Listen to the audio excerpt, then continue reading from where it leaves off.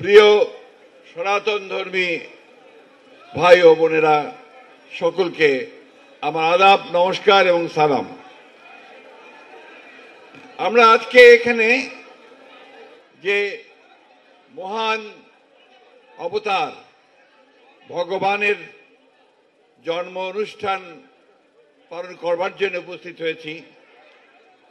তার আগমন পৃথিবীতে হয়েছিল দুষ্টের দমন করবার জন্যে, শিষ্টের পালন করবার জন্যে। যুগে যুগে তাই হয়েছে। যুগে যুগে যখনই পৃথিবীতে অন্যায়, অবিচার, অধর্ম, অসাম্য ছেয়ে গেছে, তখন অবতারের আবির্ভাব হয়েছে। আমাদের ধর্মে নবীর আবির্ভাব হয়েছে।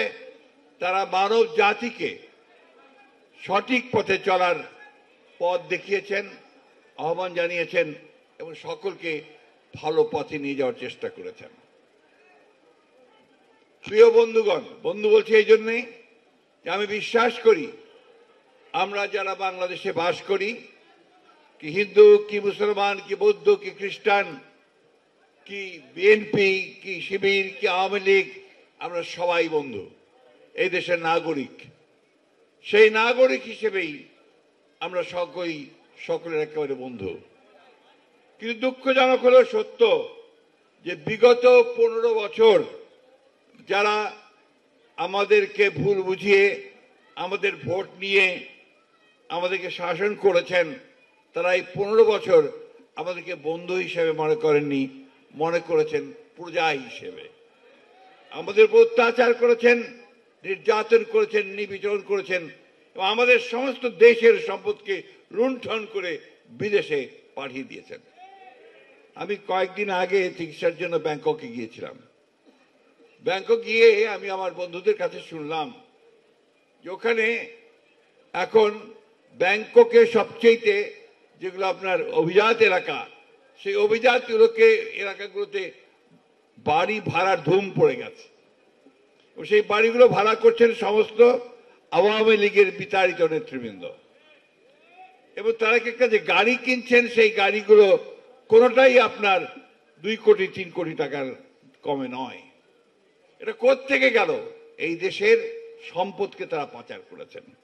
আপনারা সবাই জানেন, এটা নতুন করে বলার কিছু আমি বলতে চাই না। শুধু এইটুকু বলতে চাই যে আওয়ামী লীগ শেখ হাসিনার নেতৃত্বে বাংলাদেশের সমস্ত গণতান্ত্রিক যে কাঠামো, সেই কাঠামো ভেঙে ধ্বংস করে দিয়েছে। আওয়ামী লীগ দেশের সম্পদকে লুণ্ঠন করে বিদেশে পাচার করে দিয়েছে। প্রায় 88 লক্ষ কোটি টাকা তারা বিদেশে পাচার করেছে। মানে আমাদের সম্পদ বলতে আর কিছু নেই, সব পাচার হয়ে গেছে। আমাকে একজন অর্থনীতিবিদ জিজ্ঞেস করছিলেন যে দেখে শুনে তো মনে হচ্ছে যে এরপরে তোমরাই রাষ্ট্র পরিচালনার দায়িত্বে আসবে, জনগণ তোমাদের উপরে আস্থা রাখবে, তো তোমরা দেশ চালাবে কোত্থেকে? কারণ টাকা তো সব পাচার হয়ে গেছে। অর্থাৎ আমাদের দেশের অর্থনীতির অবস্থা কি করুণ করেছে, সেই জিনিসটাই শুধু আমি আপনাদেরকে বললাম। বন্ধুগণ, আজকে 1971 সালের স্বাধীনতা যুদ্ধের শহীদদের কথা স্মরণ করতে চাই, বারবার চাই। এই জন্য চাই যে 1971 সাল আমাকে একটা স্বাধীন দেশ দিয়েছিল, ভূখণ্ড দিয়েছিল, আমাকে একটা স্বাধীন সত্তা দিয়েছিল এবং সেই জন্য আমি আজকে আমার অস্তিত্ব আছে, আমি টিকে আছি। আমি স্মরণ করতে চাই 24শে জুলাই, আগস্টের শহীদদেরকে, কারণ তারা আমাদেরকে একটা নতুন একটা গণতন্ত্রের স্বপ্ন দেখতে শিখিয়েছে, তাই না? স্বপ্ন দেখার সুযোগ করে দিয়েছে। এই দুটো জিনিস কিন্তু আমাদের মাথায় রাখতে হবে। আজকে একটা প্রচ্ছন্ন একটা প্রচেষ্টা আছে 71কে ভুলিয়ে দেওয়ার। এটার বিরুদ্ধে কিন্তু আমাদেরকে সমস্ত বাংলাদেশের নাগরিককে তাদেরকে ঐক্যবদ্ধ হতে হবে। 24 জুলাইয়ের আগস্ট যেভাবে আপনার সত্য, ঠিক একইভাবে সত্য কিন্তু 71-এর 9 মাসের মুক্তিযুদ্ধ। সেই মুক্তিযুদ্ধের ঘোষণা দিয়েছিলেন কে? শহীদ প্রেসিডেন্ট জিয়াউর রহমান, আমাদের দলের প্রতিষ্ঠাতা। আজকে একটা নতুন করে কথা উঠছে, ষড়যন্ত্র চলছে যে আপনার বাংলাদেশে আপনার এখানে এক ধরনের উগ্রবাদ মাথা চাড়া দিয়ে উঠছে। এই উগ্রবাদকে মাথা চাড়া দিয়ে উঠতে দেওয়া যাবে না বন্ধুগণ। তাহলে আমাদের বাংলাদেশের যে আত্মা, যে সোল, সেই অস্তিত্ব আমাদের রক্ষা পাবে না। এই কথাটা আমাদের সবাইকে মনে রাখতে হবে। আমি কথাটা আজকে এই জন্য আরো বেশি করে বলছি যে এইখানে আপনাদের সকলকে বিভক্তি বিভাজনের রাজনীতি কেউ করবেন না। অতীতে যা হয়েছে হয়েছে। এখন বাংলাদেশের অস্তিত্বের জন্য, বাংলাদেশকে টিকিয়ে রাখার জন্য, বাংলাদেশের সামনে নেওয়ার জন্য, বাংলাদেশ আরো উন্নত করবার জন্য আমাদেরকে সবাইকে ঐক্যবদ্ধ হয়ে কাজ করতে হবে। আপনারা দেখেছেন যে এই আন্দোলনের পরে আজকে আমাদের নেতা তারেক রহমান সাহেব, তিনি নির্যাতিত হয়ে, নিপীড়িত হয়ে, নির্বাসিত হয়ে বিদেশে ছিলেন। সেখানে থেকে তিনি আমাদেরকে নেতৃত্ব দিয়েছেন এবং সব সময় যে ডাক দিয়েছেন সেই ডাকটি হচ্ছে ঐক্যের ডাক, সমস্ত বাংলাদেশিদের ঐক্যের ডাক। এই ঐক্য দিয়ে আমাদেরকে আমাদের স্বাধীনতা রক্ষা করতে হবে। তিনি বলেছেন এবারের সংগ্রামটা হচ্ছে আমাদের স্বাধীনতা রক্ষার সংগ্রাম। তো সেই স্বাধীনতা রক্ষার জন্য কাজ আমরা শুরু করেছি। আপনারা জানেন যে বাংলাদেশ জাতীয়তাবাদী দল, আমার নেতা তারেক রহমানের নেতৃত্বে 31 দফা কর্মসূচি দেওয়া হয়েছে।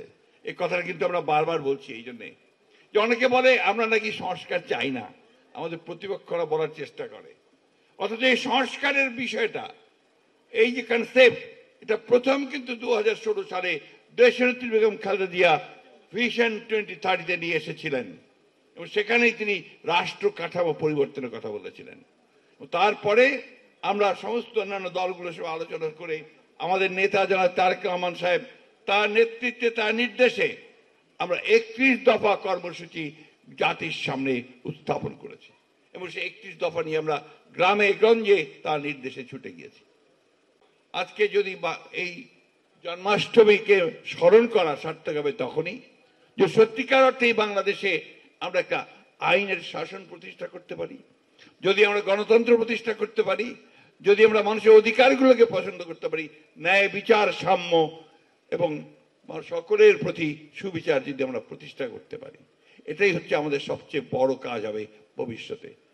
আমরা জানি বাংলাদেশের শুধু নয়, এই পাক ভারতের উপমহাদেশে সব সময় আপনার এই সাম্প্রদায়িকতাকে একটা অস্ত্র বানানোর চেষ্টা করা হয় রাজনৈতিক কারণে।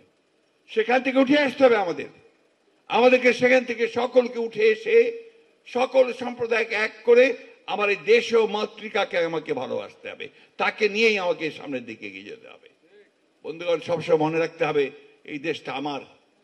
আজকে যখনই কোনো সংকট উপস্থিত হয় তখন আমরা বারবার বলেছি, আমরা আমাদের সভায় সব জায়গায় ঘোষণা দিয়ে আমরা বলেছিলাম যে হিন্দু না ওরা মুসলিম, ওই জিজ্ঞাসা কোন জন, কান্ডারি বড় ডুবেছে মানুষ, সন্তান মোর মার। আমরা ওই মানুষকে বাঁচিয়ে তুলতে চাই।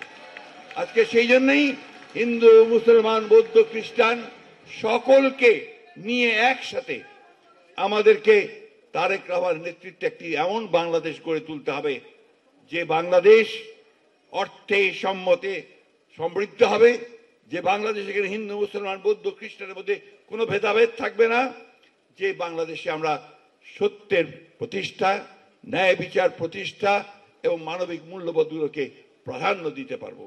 এটাই হোক আজকের দিনে আমাদের এই মহান দিনটিকে স্মরণ করবার সবচেয়ে উত্তম পন্থা। আপনাদের সকলকে অসংখ্য ধন্যবাদ। কষ্ট করে এসেছেন অনেক দূর থেকে, যখনই আমরা ডাকি আপনারা আসেন।